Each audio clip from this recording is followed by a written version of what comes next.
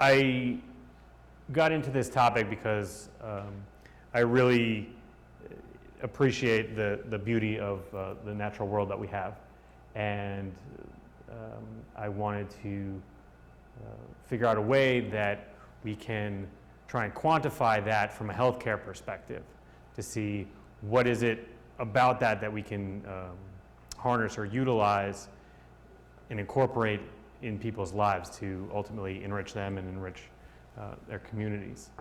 And I found out kind of that there were a few items of research on this topic when I was in school, and kind of followed that thread as it unraveled.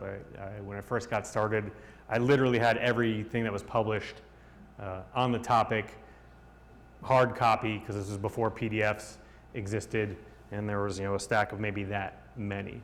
And now there are multiple, hundreds, maybe even a couple thousands, because I still keep track of all of them.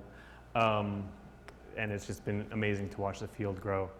So I'm going to just review a little bit of that. I'll try not to get too medical or anything like that, but the main theme is not rocket science. The general take-home message from all of this is, being in nature is good for us, and as much as we can do that, depending on how you define it, we're going to be healthier, and our communities are going to be healthier. And so I was just going to explore some of that. Start off with a nice shot here. I never know where I'm going to be speaking, what the in the context, the setting is going to be like. A lot of times I'm lecturing in conference halls where it's totally windowless in some downtown place somewhere. So there's a big irony that I'm talking about nature and it's not around. So of course, beautiful Yosemite Valley here, which who all has been to Yosemite? Anybody? Been there? It's amazing.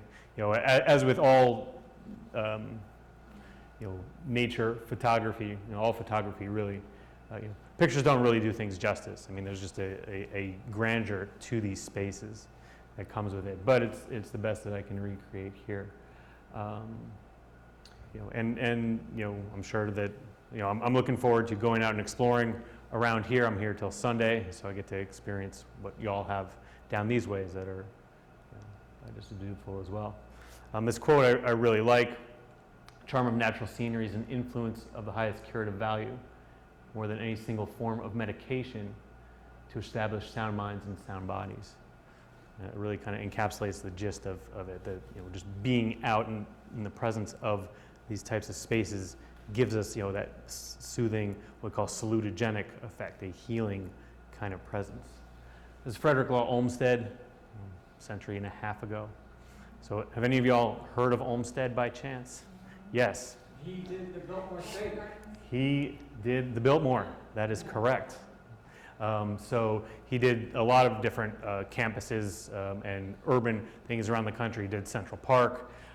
He did Stanford campus out in California. He did most of the Ivy, well, not the Ivies, but he did a lot of stuff. And it was his understanding that we need to incorporate natural spaces into our design, because if we don't, those are going to get lost. He was, going mid-19th century in New York, where he was seeing the initiation of urban development. New York City was just starting to, Industrial Revolution was kicking in, things were starting to really get developed, and he said we need to consciously incorporate these natural spaces, or else they're just going to be gone, and then we'll have nothing. One of his other famous quotes, it talks about that, but it's very true, and we can see more about that. And there's been other people that have thought about this. As a World Health Organization, very interested in urban development as a health promotion or health determinant. In this report on chronic disease, this is just a small statement. The report itself is on all chronic disease overall. But, a small section in there talks about the natural world as being a significant contributor to the rates of chronic disease. We know from a healthcare perspective, chronic disease is the big driver of healthcare costs, healthcare visits. It's not, infectious disease, which is what 100 years ago we were fighting off, pneumonia and tuberculosis and things like that. And then along came antibiotics. So now we still get things, hepatitis and whatnot, but the big drivers of healthcare are chronic disease, heart disease, diabetes, kidney failure, arthritis, those types of things. And here we're showing that is the natural world and our distance from it that really contributes to that. Certainly it's not the cause, but it is a contributor. So just to set the stage of my perspective, and I think you all are going to be familiar with this because you're patients here at the clinic for integrative medicine, but not everybody's on board with that, as you may be aware. That health is a holistic concept. So when we're talking about health and well-being, we're not just talking about physical health in terms of, well, I don't have any joint pain, I don't have a fever, I don't have a headache. But it's how are we in our body and in our mind? And one of the definitions of health, actually the World Health Organization definition says that health is a state of complete physical, mental, and social well-being. The community is a vital part. If we just live alone and not connected to our neighbors, our family, and whatnot, that also is a major determinant of dis-ease, and we know a lot about that. I could give a whole talk about that. So that was the first part of the definition, and the second part of the definition of health is that health is not merely the absence of disease or infirmity. Meaning health is more than just not being sick. Right? Health is a positive state that we try and cultivate. When you say, I'm feeling healthy, can do you enjoy your life? Are you feeling vibrant? Are you feeling full? Are you feeling appreciative of what you have, rather than just like, oh, my back didn't hurt today, so I guess I'm healthy, or I didn't have my headache today, or whatnot. Health is a positive quality that we can cultivate. And the gist of all that is, again, having an environmental context that supports that is critical. We know that in terms of determinants of health, again, health care, medical care here is just a small percentage of what actually determines our health. Being able to go see a doctor regularly, get your checkup, get your drugs, even to some extent, supplements or nutrition. That's only a small percent of what determines our health and well-being. Genetics also plays a part. Health behaviors, smoking, do you exercise, physical activity, all that. But the biggest determinant of our health is, what we call social ecological factors. Again, community. Do we have friends? Do we have relationships of people that we care about and can confide in and share things with? And then what is the ecological, the environmental context in which we do that? We can't survive as a species without community, and that's one of the reasons, in public health, that's what we focus on is, not just the individual and their issues, but what are community's issues? How does disease or health, how does it manifest in groups of people, and how can we change that through their dynamics? And then what is the physical context? This is a beautiful view out here that we have right behind me, which is really nice. It's this entire presentation, this vibe, like you sitting here looking at me, would have a different flavor to it, if there was, skyscrapers and construction and an industrial waste plant and everything like that behind me. So just some data. I won't get into this real quick. This is for people that are into this. But this is a study that came out last year. This is a systematic review, so a compilation of studies. And what they ultimately found is that the rates of death from heart disease are lower for people that live closer to green space. And this is controlling for a bunch of other factors, the biggest one being socioeconomic status. So this wasn't just, the people that live in the nicer, greener places have more money, so they can afford to live in those places, but they also can afford better health care and trips to the Bahamas and all of that stuff. And so, they're going to be healthier. Controlled for all of that, and they found it's just the proximity to the green space itself. less likely to die from heart disease. For anybody that's into numbers and things like this, there's 115 million people in this data set, which is, we like that. It's big data. So statistically significant, as they say. Also looked at lung disease as kind of a comparative and showed that there was no relationship with lung disease, which they didn't think there would be, but they wanted to rule that out. They would say, is it all disease in general? And they didn't find it with lung disease, meaning that it wasn't something about, well, yeah, people live in greener spaces and so there's less urban, exhaust and stuff like that. So that's what's doing it. It had nothing to do with what was in the air. It was the actual physical space itself. And so, people postulated for a long time about what this might be, what could be contributing to this, why this might be. And very smart guy named Richard Louv is an author, writer, who lives in San Diego.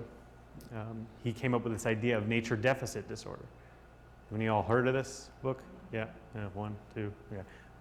So he really coined this term, nature deficit disorder. This isn't a diagnosable medical condition, right? This is not in the ICD-10. But it is conceptually something that is pretty simple to think about, which is that we have within us a inherent tendency to appreciate being outside. It's just natural human state for the most part. There are some people that are exceptions, culturally. If you weren't raised camping or hiking or any of those things, it's not going to be as valuable or appreciative of that as someone else. But for the most part, if given a choice, hey there! For the most part, if given a choice, we are going to gravitate toward those places. And that when we don't have that, we don't have access to that, that's something that we miss. We may not realize we miss it, but it's going to be a deficit, same as another vitamin, vitamin C, vitamin A, vitamin D. So Louv actually started calling nature, vitamin N, that it is an essential nutrient that we need access to because of our inherent ability or inherent desire, interest for it. Another term that comes up a lot is this idea of biophilia, inherent love of other living things. This is E.O. Wilson. He's a biologist from Harvard. He's won lots of awards. He's a very, very smart guy. But he also came up with this understanding, this awareness, this idea that we have inherent within us an attraction, an affinity for other forms of life, whether that is the living world outside. It's also why the internet is full of videos of little baby goats and kittens and stuff like that, is because it's just in us, right? If there's somebody out there that can watch a video of little baby, really anything, and not feel something, that's probably a pathology on their part. But pretty much most people have this inherent affinity, and so we look at how to capitalize on that. So there's a couple different ideas that feed into how do nature deficit disorder and biophilia actually contribute to these rates of different diseases. Heart disease is just one. I could have showed you a whole lot more. Can you hand me my water? I'm sorry. I don't want to pull a Marco Rubio and. Thanks. So there's a couple different mechanisms that are the connection between nature deficit disorder, biophilia, and actual disease states. And the biggest one is stress, the modulation of stress. There is this awareness growing, it's been growing for a while, that stress is one of the principal contributors to chronic disease, and really most disease, but chronic disease is the main one that we look at. In medical terms, we call it psychoneuroimmunology or psychoneuroendocrinology. When I am feeling really saucy, when I was doing my postdoc and people ask me, oh, what's your research in? I would say I do biophilic environmental psychoneuroendocrinology. Which, translated is the study of how the physical environment, particularly the natural world, modulates our stress response and the health implications of that. There's a lot of information about this, just not related to the nature specifically, but just stress. I'm sure some of you, in your own healthcare, look at stress management of some type. So anytime that people recommend, yoga, meditation, breath work, art classes, name it, crossword puzzles, whatever, knitting, exercise, all these things that modulate stress. There are a couple of specific ways that helps us be healthier. And these are just two resources that you can look up if you are interested in this. I don't know if the slides are available to people, or so you guys can get a copy of these. This is by far, I think, the most accessible. I recommend this all the time. It's a video, 1 hour. You can just Google it it'll come up on YouTube. Has anybody seen it by chance? No. It's really great, gets into the nuts and bolts of stress and how it is affecting our physiology. Like I said, it only takes an hour. It's about, 2009 I think it came out, so it still holds up. There have been some advances since then, but the basics are all still there. Nothing in there is inaccurate. But it's a great way to understand when people talk about stress and how does it influence your health. This will tell you exactly what it's doing in terms of raising your blood pressure, cortisol, the stress hormone, those types of things. Right? Let's see. These are also some books that people can look at if they're interested. This one in particular, this is one of the premier guys that talks about stress and its impacts on health. He's actually in this video. Esther Sternberg, actually, she's in this video too. Just some resources for y'all. So in terms of how stress is modulated by our natural environment, we have what's called the psychoevolutionary stress theory. And the basic gist of it is that we have adapted, we are adapted over millions of years to be in the natural world, to be outdoors. If you think back to our history, where we come from, 1,000 years ago, 10,000 years ago, 1,000,000 years ago, our ancestors, yours and mine, were on an extended camping trip for their entire life. Right? There was no indoors. There were vaguely cities, but they were like just trading posts. Right? I mean, it's only been within the past couple thousand years, couple hundred years that we've had urban settings the way that we have them as we think of them today, which is absolutely nothing in terms of evolutionary time, right?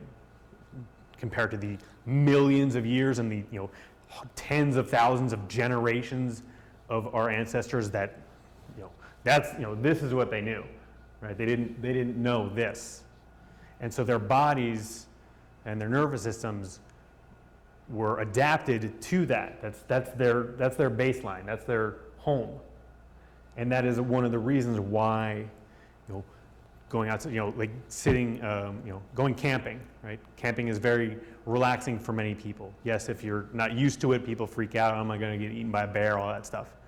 But once you get past that and you settle in, most people find it very relaxing, very therapeutic. Just sit around the campfire, listen, have the sun go down, listen to the crickets and all that, right? Yes. Okay. Good. So that's an inherent thing that's in us, and what psychoevolutionary stress theory says is we can utilize that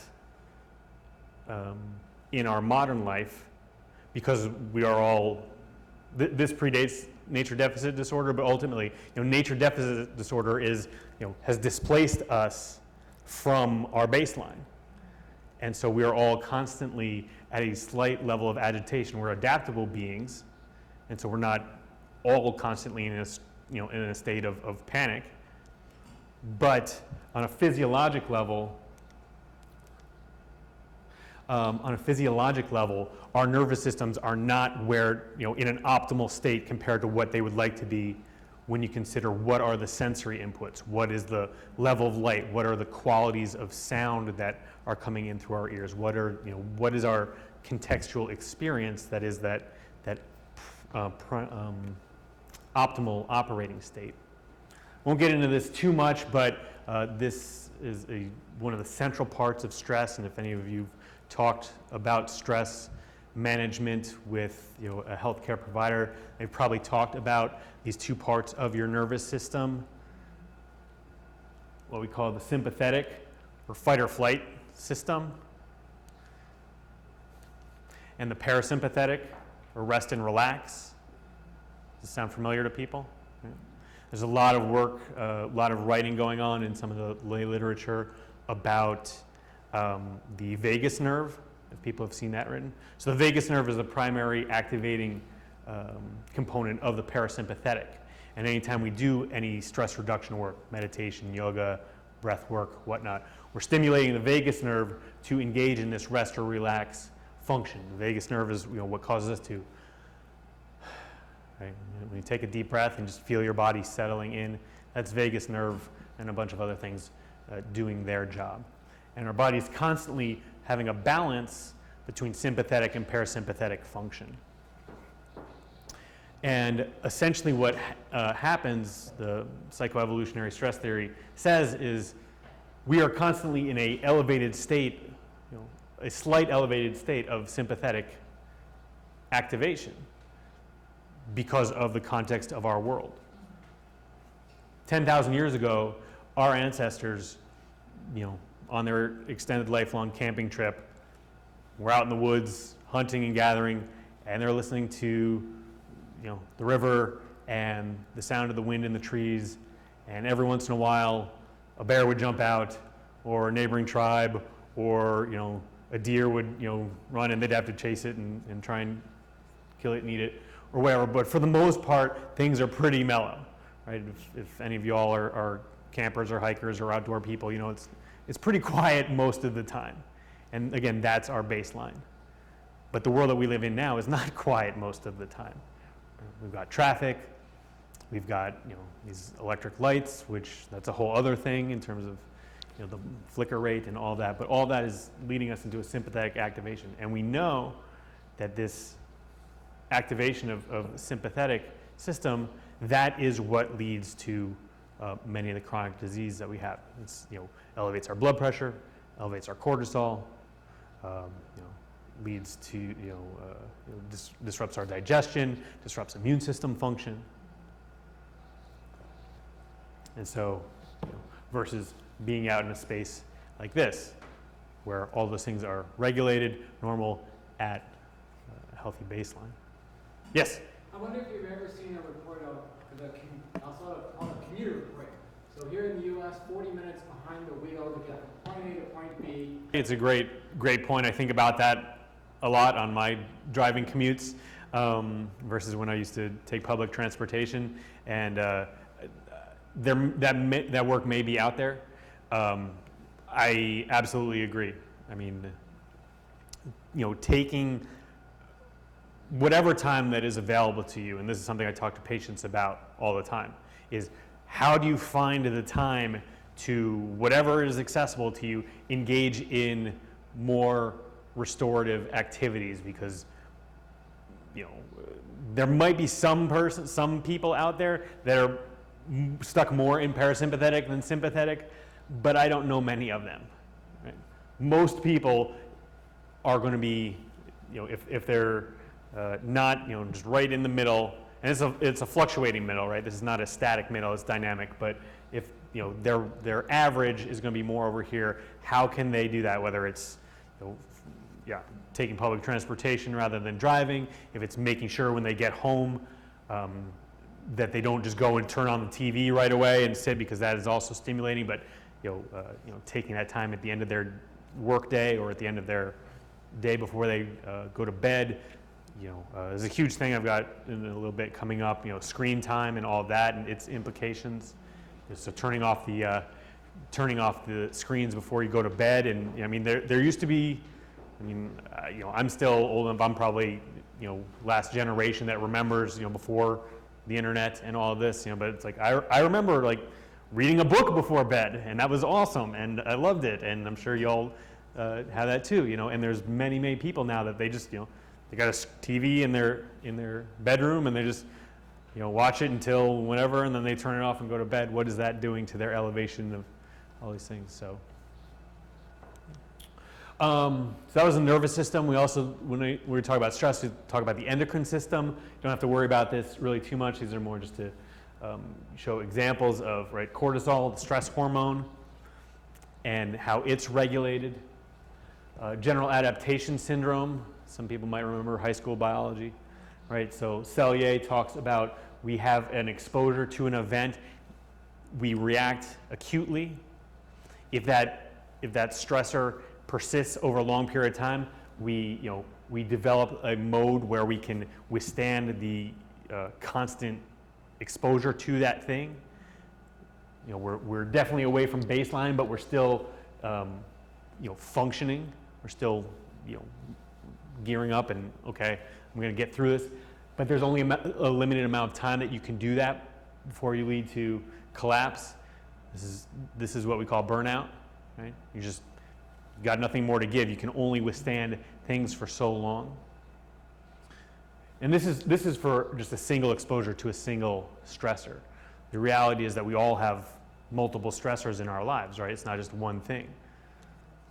We've got job stress and relationship stress and money stress and family stress, and if you watch the news, that's its own level of thing on many different levels, right? We've got environmental stress, temperature fluctuations, climate change is a real thing that can stress people out. So all these things add up and can over time wear us out, and that's just part of our world. This bucket here is an analogy that is useful in this regard. This idea of allostatic load. So allostasis is the body's physiological response to the negative impacts of stress. Allostasis is like a bucket, and all the individual stressors that I just named, they're like individual spigots that are all feeding water into the same bucket. And so, what happens is, we can deal with stress, right? Stuff comes up, we deal with it, but we can only handle it to so much, and all those different things are all putting water into the same bucket. That's why Selye calls it the general adaptation syndrome, because this is a generalized response to specific stressors. Whether it's he did his initial research with rats and exposed them to extremes of temperature, and then electrocuted some of them. Shocked them, and then did all kinds, starved them. He found that no matter what the specific type of stress he exposed them to, the manifestations were all the same. Ultimately, because the body responds generally, even though the onslaughts are specific. And so that's this bucket, is you've got all these different factors feeding in till the bucket overflows, and that's when we have symptoms. That's when you start getting adrenal fatigue, adrenal failure. That's when you start getting heart failure. That's when you start having that just all of a sudden expression of some weird rash out of nowhere that just takes over your whole body, and it's where did that come from? It's because you've reached capacity your body can't do anymore, and now it's manifesting symptoms like that.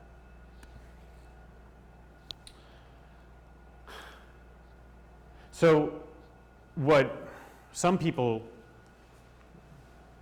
did is they said, well, we want to measure these impacts of stress and see how the environment that we're talking about, how it modulates them.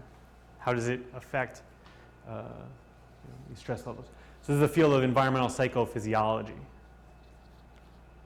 It's a very classic study looking at Here they measured muscle tension. They had a couple different measures in the study. I'm just showing you one. And what they did is they exposed people to a stressor. In this case, it was a video of simulated workplace accidents. So like people at a lumber yard getting their hands cut off by a saw. People just all kinds of horrible stuff designed to raise people's heart rate and stress them out. They don't do that anymore. Do you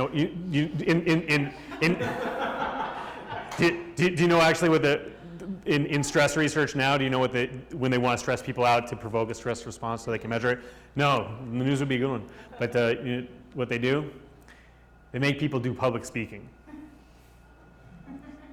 It's a standardized format that they go through, and it's a whole thing, but that's the gist of it, is when they want people to stress people out, they make them do public speaking, and then they measure them, and then they do whatever. But anyway, so here they had people watch this video, measure their stress, their stress level went up, in this case muscle tension, but like I said, they measured heart rate too and all this. Went up, and then they had people watch one of 3 different sets of videos.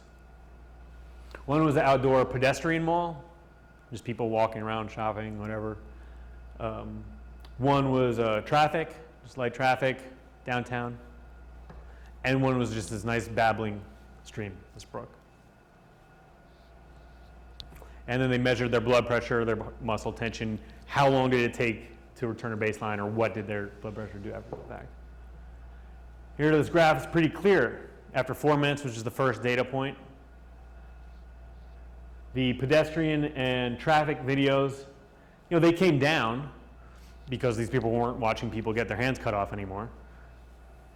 But then they went back up, after that, because this is marginally better than watching industrial workplace videos, but it is not what we would call restorative. Whereas the people that are watching the stream, boom, almost back to baseline at the first data point and stayed down for the entire rest of the thing. This was published in '92. This is one of the first studies to really demonstrate something that is not rocket science, right? Conceptually, this is not difficult. You say, oh, we did a study that showed that sitting and watching a nice stream in the woods is relaxing. That's not a big deal. However, we're talking about medicine. We're talking about healthcare. This isn't just, oh yeah, let's go to the park. I mean, this is, how can we reduce rates of, all of these things? And these are all studies that have been done for all these different metrics. I'm just showing you the muscle tension here, but since that time, all of these things have been shown to be positively effective, which is huge. Now, these might be small changes, right? I'm not saying nobody needs to use medication anymore. Like, you just go out into a park and all your diseases will go away. No one's saying that. But if we're looking at how are people living their lives, if we want to look at an integrative approach to what health is, I can tell you, and I'm a naturopath, right? Nature is what we do.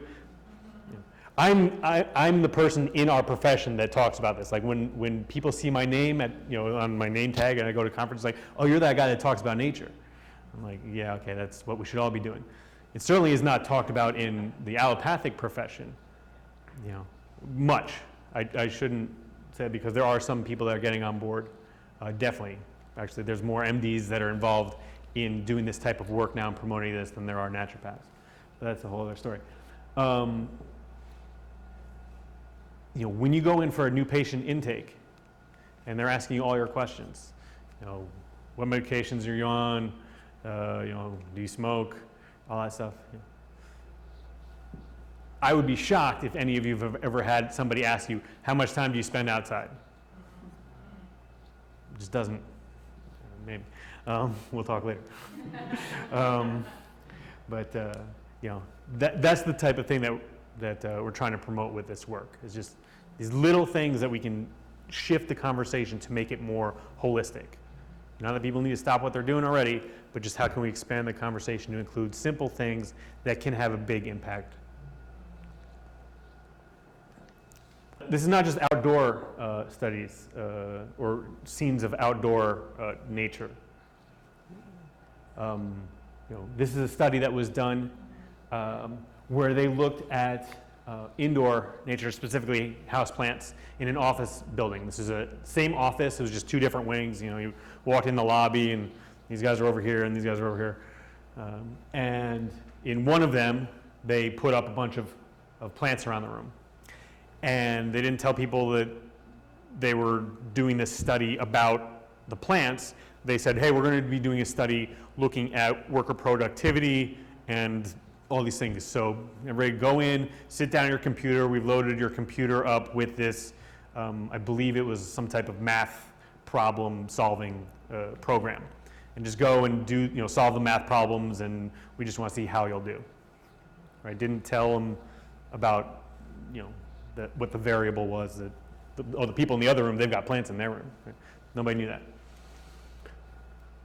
And then they measure their blood pressure before and after. Starting, everybody's blood pressure is the same as you'd expect. Afterwards, drop in blood pressure for the group that had the plants in their room versus the group that did not. Their blood pressure is elevated because they're all stressed out about how they did on the math test. And again, the important thing about this is that this was blinded. These people didn't know that the plants in the room were even necessarily there. They weren't, they'd never been in this room before. They're like, okay, there's plants on the wall, great, do my math test. It's just the unconscious presence of this and how the plants were affecting their nervous system function. Again, if you go back to the evolutionary part, our brains operate better just when there are natural aesthetics, because it is more like, again, the baseline that our brains are used to operating in terms of how they process sensory stimulation. Pretty cool. And so this is something that I tell people all the time. I'm like, well, I don't have access to nature, by where I live or by where I work, or maybe there are mobility issues where it's like I can't get out into a park, whatnot. What can I do? There are things that can be done indoors in terms of just bringing that in. And it doesn't have to even be actual plants. Here, there's a hospital, and this is kind of sweeping a lot of healthcare design areas, of bringing these nature images into healthcare settings. And they find that people have better outcomes, that they're staying in hospital for a less amount of time, that people are less anxious. Right? Typically, you go to a hospital, some of this work has been done in dental clinics. People are typically very nervous in dentist offices, showing that those rates of anxiety are down in places where, the fish tank, you ever been to a doctor's office where there's a fish tank? There's a reason for that. There was a study that showed that having a fish tank in your office lowers people's blood pressure before their visit. Right? And again, that's not conscious. It's not a sign that they're like, we have a fish tank, it will lower your blood pressure, and it's not placebo, right? People just walk in, they're waiting for the thing. Oh, look at the fish. That's going to help mellow me out. Good stuff. This whole field got started by a study like that in a healthcare setting, but it wasn't by design. It was something they explored. If anybody goes and reads anything about this topic, you Google it or see a movie about it, or there's some documentaries out there, read anything, they will all reference this study. This is the granddaddy of them all, as it were. Roger Ulrich, who did that other one that I talked about with the video, with the hands and all that, he did this one. So what he did is he looked at recovery rates of surgery. It was the same surgery. It was all gallbladder surgeries between a certain period of time in one hospital up in Pennsylvania. And the variable that he looked at was what was the room that people recovered in. So this is back in the late 70s. Gallbladder surgery was still an open surgery. You needed to stay a couple days post-op to let the incision heal and all that. So he looked at what room did they stay in post-operation. all the surgeons were the same, nursing staff was the same terrible hospital food, all of that. It was just what was the room that they were in was our variable. Didn't use these two rooms because these two rooms you could see a view of both these environments, but the people that were in these three rooms, the only view they could see out their window from their bed was the park that the trees and everything that the grounds that the hospital was on. Whereas the people in these three rooms, the only view that they had was of the brick wall of part of the rest of the hospital. Only variable that anybody could determine. What they found is that for the people in the nature view rooms, they recovered about a day quicker. They used about a third less post-operative analgesics. Right? These people have had open, surgical incision. They're giving them pain meds to manage the pain, but they needed a third less. And in terms of the nurses' chart notes, there's about a third less negative observations in terms of patient is irritable, patient is feeling anxious, blah, blah, blah, whatever. There's about a third less of these. Just from having this view out the window like we have out here, rather than looking at a brick wall. That's a big deal, right? And I'm sure nobody here is in healthcare administration, but when you are, they are very much concerned about bringing costs down. Because if you can get somebody out a day quicker, that's pretty significant when you're looking at how many thousands of people go through your hospital every day. That stuff adds up. One of my tangent ideas at some point when I was doing this work was to focus just on the economics of all of this and get some actual numbers, but I would have had to go and get a degree in economics, and I'm not going to do that. But anyway, I'll skip over this study real quick because I'm talking an awful lot, but this is another study that looked at 4 different environments, kind of same idea, but just outdoors, actually bringing people out into these spaces from very natural, mostly natural, some buildings, mostly built, mostly buildings but some trees, and then very built, almost no nature at all. So kind of a spectrum here. And looking before and after at measures of both physiologic measures of stress as well as psychological measures of stress. I got that backwards, but so psychological measures, people's stress before to after decreased the most in the natural setting. Again, this work is not rocket science, but it's how do we quantify it, how do we show it, as well as physiologic measures of stress. This is salivary amylase. It's a proxy measure of sympathetic nervous system function. Here you've got the most built elevating. I like sharing this study it's for a couple of reasons. One, it was one of the first that looked at 4 settings instead of 2. And also because I did it. That's me. So this is my postdoc that I did this work. So there's a bunch of this work being done in Japan and Korea called forest bathing. And people have seen this. There's been some articles in the newspaper and online and whatnot. Very similar designs, bringing people out into different settings, forested settings versus urban settings.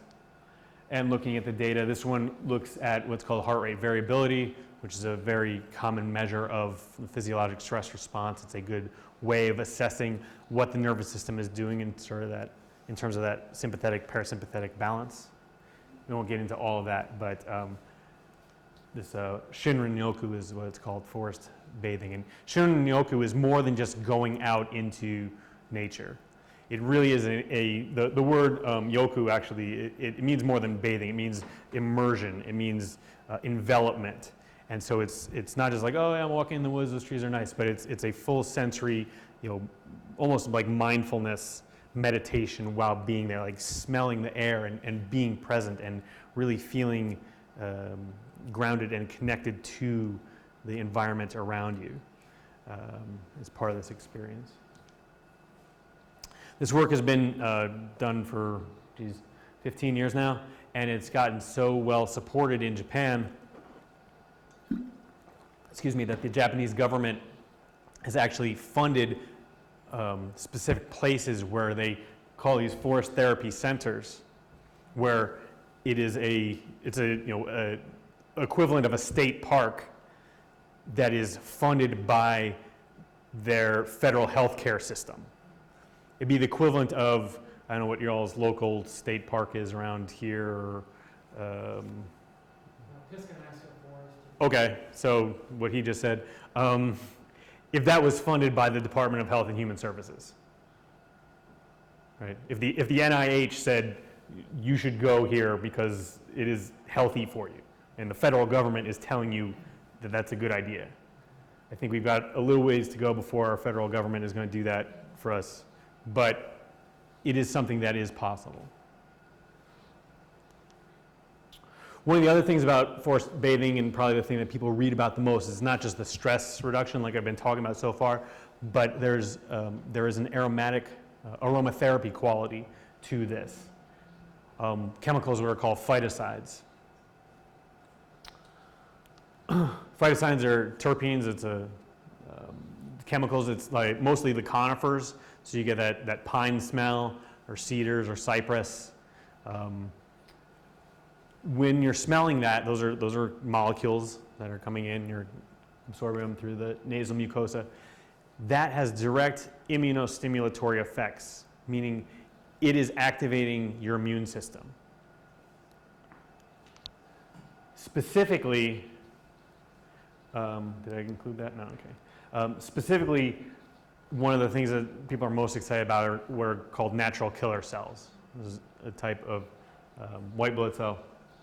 Natural killer cells, among their many functions in the body, they circulate around the body and look for cancer and destroy it. They are our body's natural cancer modulating regulatory system. Immunotherapy, for people who have heard of that, as a pharmaceutical, what it does is it, in part stimulates your body's own natural killer cell production, so your body can go and fight that off while you're getting chemo and radiation and all that. This is doing that just by walking in the forest and getting all those stress reduction benefits and getting the benefits of just physical activity in general. And usually this is done with friends and family, so you're getting the social benefits of all that too.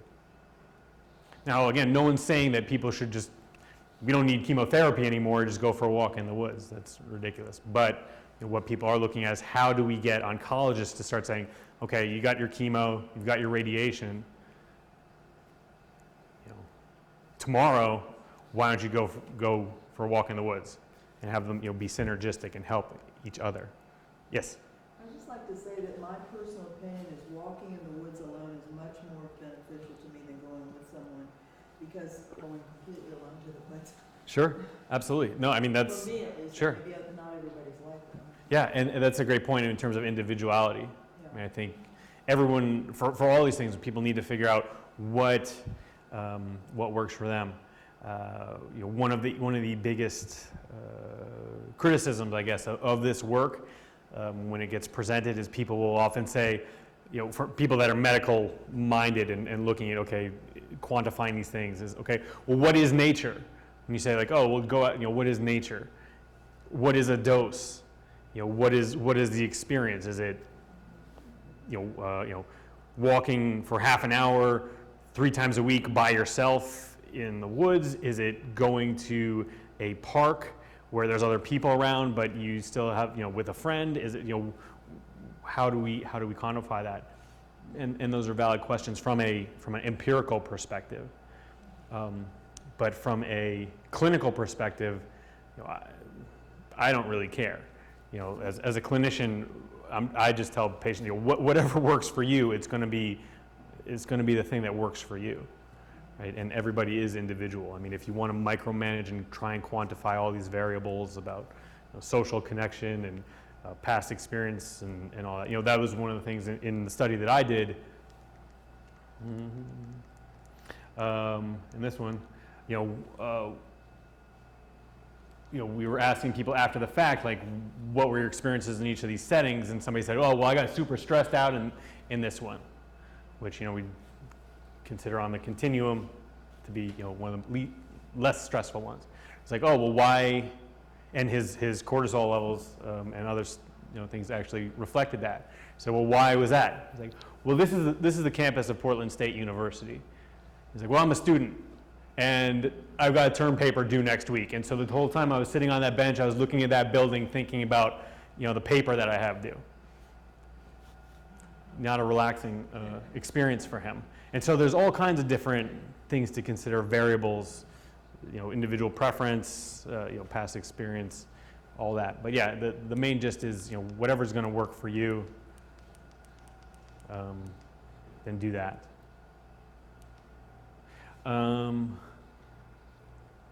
So I'm like halfway done with my slides, and I think it's 7:30. Yeah, we started a few minutes late, but I'm going to skip over this one. I'll just try it. This one is about bacteria in the soil. There are natural, there's bacteria everywhere, right? There's bacteria in the soil that has a positive, productive association with neurotransmitters in our brain, specifically serotonin, which people may have heard of, been aware of. Serotonin is a neurotransmitter associated with depression. So the postulation, and there's a lot of research that needs to go into this, but the idea is regular exposure to dirt, is getting that bacteria on our hands, gets in our mouths when we eat a sandwich, is stimulating serotonin. That again is more baseline because our ancestors, again, for all of human history, were regularly exposed to dirt. They were regularly exposed to these things compared to the hyper-hygienic, sterile, we got to put, use Purell all the time and wipe everything down, make sure everything's clean, environments that many people are living in now. That could become, that we're making those things too sterile, and we're not exposing ourselves to the types of microbiome, microbiota, the probiotics people are aware of, right? Huge topic about all this. Talk about that for a long time too. But this is just one component of that I think is really interesting. Leads to gardening. I could talk for a long time about gardening. All its benefits, obviously getting your hands in the dirt, the psychological benefit of just, hey, look, like I helped grow that. Right? So it leads to the common phrase some of you may have heard, gardening is cheaper than therapy, plus you get tomatoes. Incredible stuff. There's whole bodies of work on therapeutic horticulture and the benefits of that. Community gardening, because then you get to know your neighbors better, and how are your cucumbers doing, and all that stuff. Brings places together. I think if there's one thing that I would advocate in this whole area that could really change, especially in an urban context, the way people are living their lives and how they're engaging with the natural world and their communities, I think gardening is the way to go. I don't know what community gardening situation is here in Asheville. I assume it's pretty robust. And this just looks at mental health overall and positive mental health. This idea of positive psychology, which is a field that looks at how, again, when we look at health as a positive quality, how do we engender and embrace, sense of purpose, self-esteem, happiness, joy, vitality, those things that make us feel good. There's a lot of work. All these things have been shown to increase with time spent outside, on average. Again, nothing is absolute. There are a few individuals where it's the worst time they've ever had, but for the most part, people are, you expose them to the outdoors, they are going to feel better, and for a number of reasons, we'll get to in a little bit. These are two books that have come out on these topics. This one is a little bit older. It's still good. This one just came out, I think, back in March, maybe. Fantastic. Absolutely phenomenal book. It was very bittersweet when this book came out because I'm always happy to see this topic getting discussed. And also, this is the book that I was planning on writing. So I was like, but that's how it goes. But it's great. If you're interested in what I'm talking about, I would encourage you to pick this up, because she does a very, very nice job of talking about all these things. I'll skip over all this stuff because we're running out of time. This is more of the negative aspect. The other side of the coin from nature exposure is screen time. and how prevalent that is in our society and what that's doing and how it's contributing to nature deficit disorder. There's a documentary, if you're interested in that stuff, what screen exposure does to our brains, specifically teenagers. Woman that made this, she's a physician, she's a pediatrician, and she has teenagers of her own. And so she's interested, just from a health perspective, what's this doing to my kids? Well, they're on their phones all the time, whatever. So she investigated it and made a documentary about it, and it's very well. She's very well done. She's won awards for other documentaries she made. So I'd check that out. It's urban stuff, just more city living, blah, blah, blah. This idea is a really interesting one, kind of related to nature deficit disorder, this idea of solastalgia. This is a psychological term. Solace, comfort, talgia, pain. The pain and distress that comes from the loss of a beloved place. I think probably just the world being the way the world is, we can all think of a place that we had when we were kids that it was just really special to us, and probably many of us, those places are not there anymore. They're a parking lot now, or a mall, or a condo complex, or something. People have started to measure the impact of that. That these losses are real, same as the loss of, maybe not another human being, but the loss of a pet maybe, or something like that, which is also very real and has measurable not just psychological impacts, but ultimately I don't think they've done these studies yet. But actually, let me talk about it. They have done these studies because I have one here. So looks at mountaintop removal, coal mining up in West Virginia. Look at rates of depression in areas that have mountaintop versus non-mountaintop removal. Adjusting for socioeconomic factors, so it's not just, poor coal mining town, but taking that out of the thing, mountaintop versus non-mountaintop, showing rates of mild, moderate, and severe depression. That the rates of depression in the mountaintop removal communities are higher than the rates of non-mountaintop removal because of the destruction to the environment versus just going down into the mine itself, but you don't see it. That these ecological impacts have a psychological manifestations because it's land. I mean, people, especially people that live rurally, people doesn't matter. This isn't political or whatever. It's like people love their land. Like there's just something. It's a connection that we have to the land, and when that disappears, that's a part of us. There's a whole realm. There's a whole area of study called ecopsychology and ecotherapy that looks specifically at these things. How are all these changes that are going on in our world? And it happens every day. Every day you see in the newspaper something. What is that doing to us in terms of our own sense of who we are? Because I won't get into it. I'd love to talk about that. That's actually my favorite part of the talk is we define ourselves in part by our environment.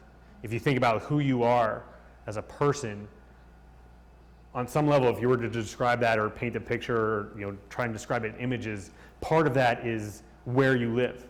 Where did you grow up? What did your house look like? Your block that you lived on, your that favorite place that you had. Where do you live now? What is the view out of your kitchen window? Like those are, on a psychological level, those are part of your identity. Those are how you construct your idea of this is who I am. And when those things are damaged or destroyed or removed, that affects you like that. And so part of what this work looks at is how do we manage it? First, how do we acknowledge it? And this is not something that people really recognize, right? And so how do we start having conversation on it? These are real things. And again, this isn't political, it's not socioeconomic.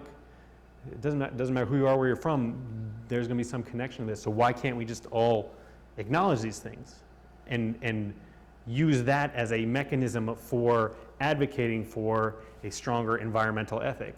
Let's take care of her, right? Let's take care of our Mother Earth and the parts of her that are special to us as on an individual level because they impact us personally. Like, the whole other, ecology aspect about the birds and the frogs and the trees and all that, like, don't even worry about that. I mean, that's all important too. But if you're not caring about that, like, at least care about the human aspect of what these things are doing. Like, that's the gist of this work. There's lots of different techniques for doing like a restorative ecotherapy, like how to work with these negative aspects of solastalgia. Won't get into all that. I've been talking too much, but gardening is a great one. Like just getting outside, spending more time outside, planting something, feeling that connection, feeling that growth. Because again, that's a part of you. I know, I've got my tomato plants. I come out every morning. It's like, yeah, they're like a little part of me in a way. Like if something were to happen to them, I'd take that personally. So like cultivate that and the benefits of that. Time outside, artwork, painting, nature, photography is great. All these things are beneficial in these ways. This is the one I was talking about earlier about doing this work with vets and PTSD. Very complex condition. What PTSD is on a simplified level is we're talking about that balance of sympathetic and parasympathetic nervous system function. Basically, PTSD is being stuck in sympathetic, fight or flight, and not being able to come out of it, right?